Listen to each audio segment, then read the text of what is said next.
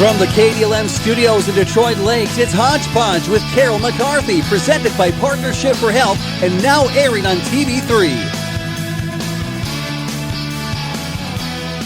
Joining me in the studio today, Detroit Lakes School Superintendent Doug Froke. Good morning, Superintendent Froke. And Happy New Year, Carol. Yeah, Happy New Year to you. It is that time again. Another New Year. Another New Year. We just want to make sure they keep coming, right? Right, exactly. 2020, big year, of course. 2019, 2020, lots of school construction happening, projects going on. And I know now the project of the year, I guess, for the school district is that new academy wing to be built. And what is the latest and greatest on that? Well, yeah, Carol, that's a good point. Last night, the school board awarded just over $27 million in projects for what would be the entire renovation and additions onto the high school. So that got to be an exciting process in that when the bids were opened on December 12th, then we had to spend a couple days on the evaluation of those bids and meaning that there were over 130 different bids to be reviewed and made sure that they were a whole bid, meaning that they would be able to. The low bid would be able to carry out the duties that they put in, saying that they would be able to do. So we were able to do that, and what we were able to find then from that bid opening on the 20th of December over the holiday break was that what we had budgeted for the high school came in about $500,000 under. The bids came in about $500,000 under, and so that opened up some opportunities for us where we're finding different sources within our reserves and other funding mechanisms provided for in state law. So we've been working on that, and we're able to access a number of different alternates because of some of the dollars that are available to us, and because the project came in lower than we originally budgeted. So that was a win for the district and a win for the community. And so we're pretty excited about things that we hope we'll be able to finish. And obviously the high school carrying the lion's share of the project will be looking forward to a groundbreaking, sticking a shovel in the ground as soon as the frost goes out. All right, so that's good news, and working on getting that academy wing built over the summer. I know that the kids will get out a little bit earlier this year, and then school will start a little bit later this fall. Exactly. So that's kind of the story. We dismissed school notwithstanding any type of weather situation that we have, or lost days due to weather or any other catastrophic event. But right now that date is May 13th, and graduation on Sunday the 17th, and so on Monday the 18th, then we'll turn the high school building over to the contractors, if they haven't started already, to get going on what will be the start of, as you indicated earlier in your question, Carol, about the academy wing. We're basically it's the freshman academy wing, but we'll be able to do a lot of different things down there with large groups for all grades 9, 10, 11, and 12. And then you'll start on the new gymnasium, which will go to the south end of the campus. And then there'll be some starting of the addition on a career and tech wing that'll start as well. So a lot happening. It'll be very interesting for our community to see how we'll work as a school at the high school next year with all of the construction taking place. But though that work has started in trying to figure out how we're going to operate, and we'll be just fine. All right. Detroit Lakes School Superintendent Doug Froke in the studio with me this morning. Detroit Lakes School Board met last night. So last night was actually the official meeting for January. Usually there's 2 meetings. There's kind of a work session and then there's a regular meeting. But because of the Martin Luther King holiday, you moved that to the second Monday of the month last night for the official meeting. That's correct. Yeah, we did hold our work session last Monday on the 6th. We worked it in tandem with our statutorily required reorganizational meeting. So at that time, then we set our meeting dates for the calendar year 2020, and then we elected officers as well. So again, like I said, that's prescribed in statute, and so the board took care of that obligation and elected its officers, and then we worked through some of the issues as it relates to the funding of the project in totality with Zerberg Architects and Gertz Construction. All right. And of course, you were talking about, we'll get back to some of the other projects in just a second, but you were talking about the reorganization meeting, the beginning meeting of the year. Nothing really has changed too much as far as the chairman, vice chairman, or chairperson, and restructuring of the board. I believe Amy Erickson is still the chair and John Steffel vice chair.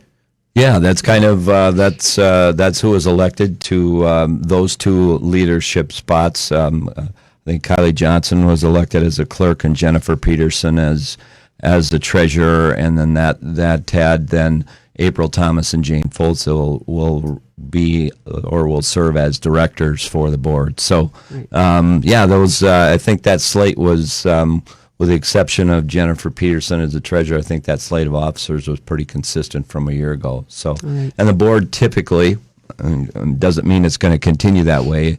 The chair typically takes a 2-year run at that position, and then they change. But again, things change, and that may not continue here. So, but that's kind of typically what happens.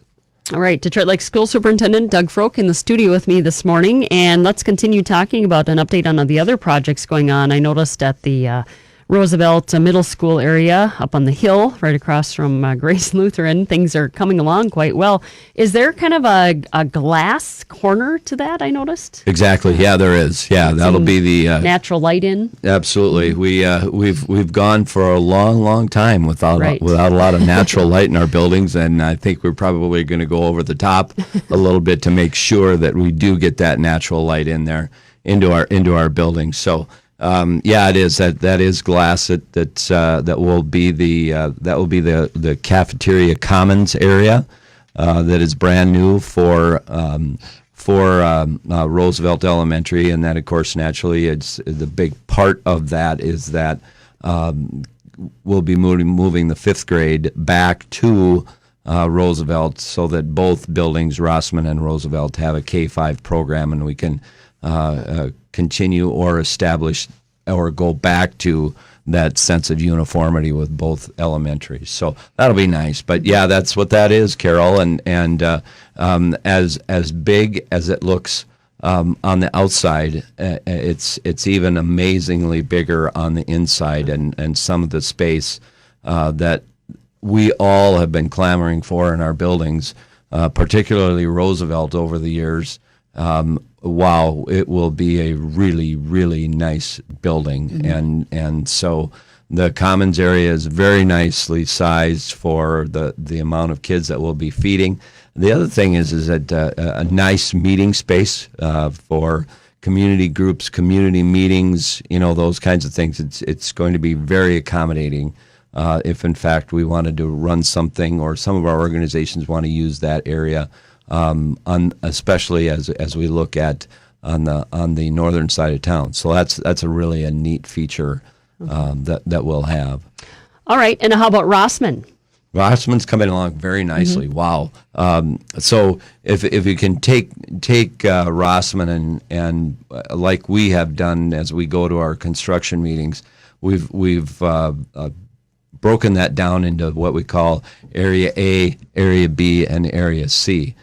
Okay, so Area A would be then the addition of the 3 kindergarten rooms, right. and so they are just about complete. Oh, okay, and such that we could be we could be looking at moving in. We're going to try and have rooms set up by the 1st of February.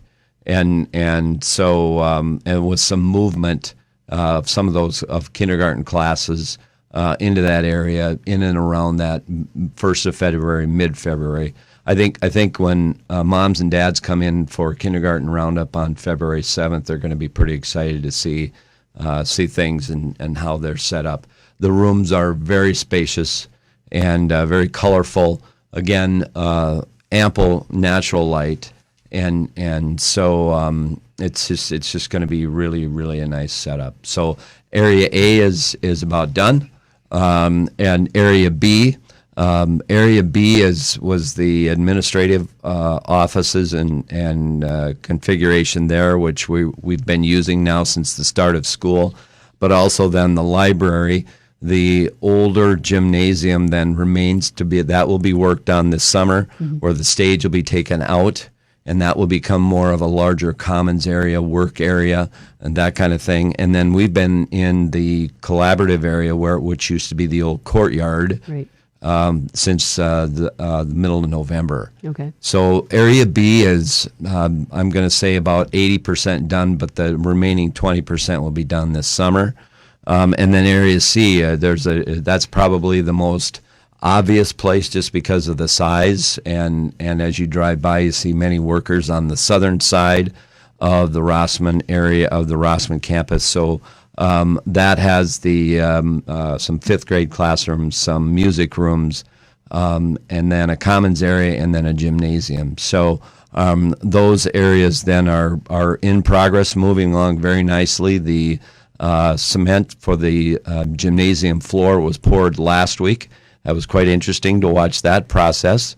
And especially in the dead of winter, right? One would think you're pouring cement. Yeah, it is, and we've had a lot of heat, and then as soon as into that building, into that part of the building, and then as soon as that was poured, then blankets were put over it to help it cure. But it was really amazing. I'd never seen a robotic effort pouring cement before. Oh. Well, I guess. It's coming in all areas. It was really neat. That would have been a good learning experience for students who maybe were interested in construction. Yep, absolutely. So as far as Area C is concerned, I think we're going to be looking at right around the 1st of June. Okay. That'll be complete. Obviously, that isn't enough for us to use this year, but certainly Rossman, by the time school starts on September 14th, Rossman will be completed.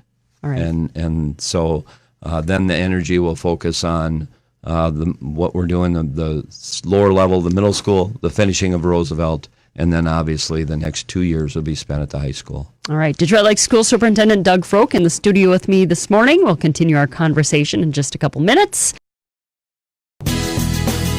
Now, back to Hodge Podge with Carol McCarthy on KDLM Detroit Lakes.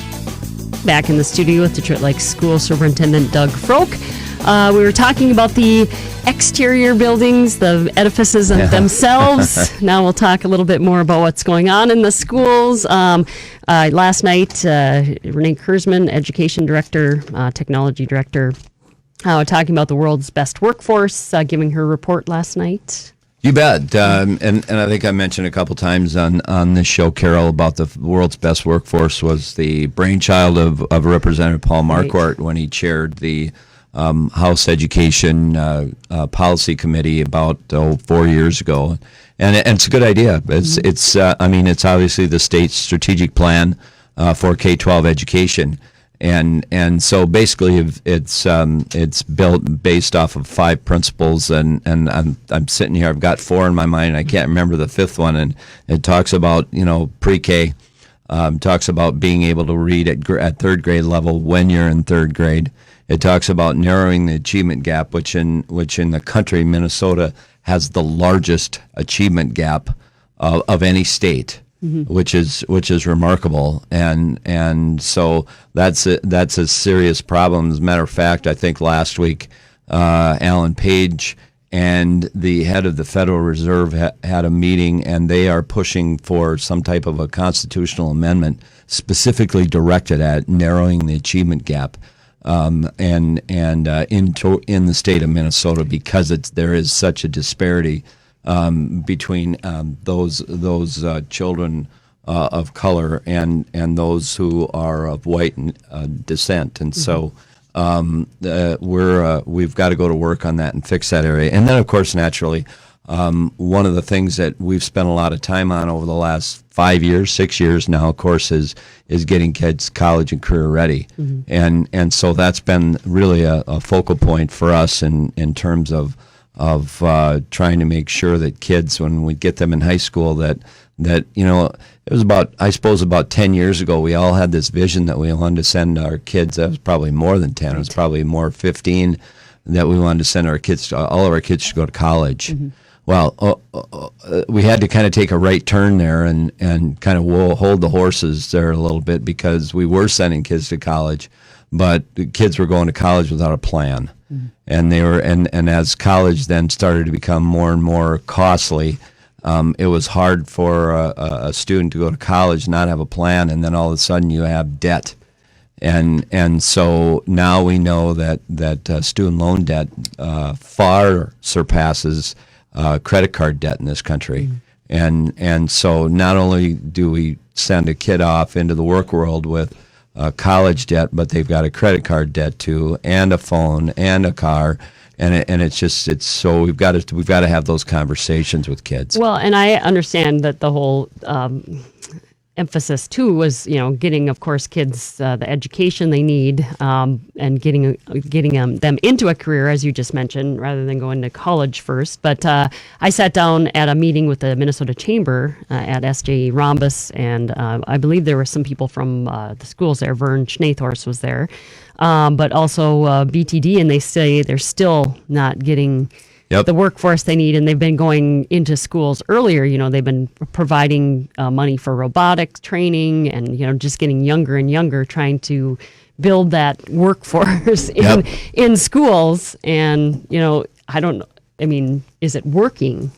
Well, and when will we know? When will we reap the benefits? I think that's good. It's a really good point, Carol, and I appreciate that question. I think the big thing for us right now, we need to realign our curriculum to better serve and provide those introductory experiences for kids, and that takes time. And once those kinds of things take place, once that curriculum gets aligned, then we can start building the bridges on a more deeper, richer level with our businesses and our industries in town. The other thing that we have to be mindful of too is that the baby boomer generation is heading into retirement, and they take care of a large part of our population. So, and then you factor technology in, and the need. So you have a shortage of workers just by the very demographics of our country. So we're kind of fighting a little battle that is a little bit out of our control. But us as a school district, we're trying to be a good partner. Right. And I think that can be repeated 333 times in the state of Minnesota. Is that we're all trying to understand what we can do to help our communities where a workforce is concerned. Well, and I know that not only do the businesses have to deal with employees, they say, we're going after people, or we're going after a workforce that we wouldn't traditionally go after, or, try to recruit people, not the A team, but maybe the B or the C team. But they also have to deal with issues like mental health, mental wellness, which the schools have to deal with as well. Lots of issues going on. We had an incident last week or the week before where a call to the school where a young person jumped, but we don't know many details about that. But how do you deal with mental health through the school? I mean, we don't have a whole lot of time to talk about this, but I know that it has been addressed at school board meetings. Teachers go through training after training to really work with kids, because kids come with their own set of issues to class, and it's just trying to break through those issues just to learn things. Absolutely. Yep. And look what's happened here too, and we're constantly in a struggle of trying to get issues off the table so that we can zero in on teaching school and getting kids help so that we can get some of the issues that they have off the table so they can come in ready to learn. Another good example is us and hunger and giving free breakfast so that we can take the hunger issue off the table. And that aligns with mental health, is trying to find all of those interventions and therapeutics interventions that can help our kids as they deal with their schooling. And so just to give you an idea of what we're doing at the school, it has become a large issue and will continue to grow. But from the 17-18 school year to the 18-19, we increased our budget for mental health therapists by over $150,000.